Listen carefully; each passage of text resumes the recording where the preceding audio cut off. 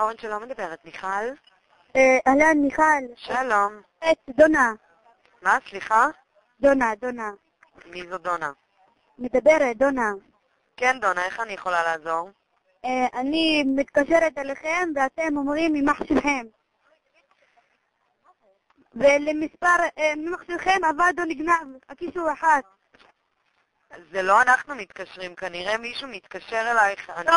לא, אני מתקשרת לכוכבית 054 ואומרים לי אם ממח שלכם עבד או נגנב.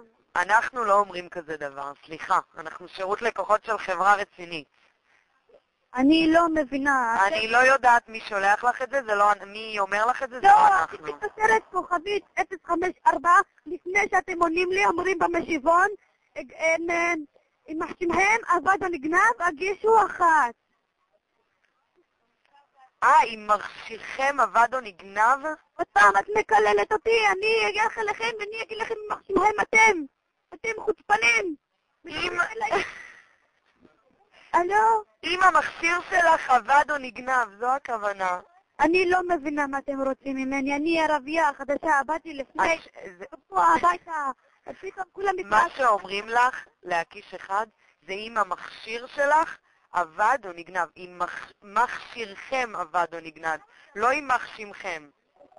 אני לא מבינה למה את מקללים. אני לא מקללת אותך. במענה הקולית שלנו אומרים לך אם המכשיר שלך עבד או נגנב. אז תקישי אחד. מה זה מכשיר? מה? מה זה מכשיר? מכשיר, נכון, מכשיר סלולרי שאת מדברת איתו? אם הוא עבד או נגנב, זה לא אם מחשימכם, זה אם מכשירכם. המכשיר שלנו? כן, בדיוק. אוקיי, לך, תודה רבה. תהיה לך יום טוב.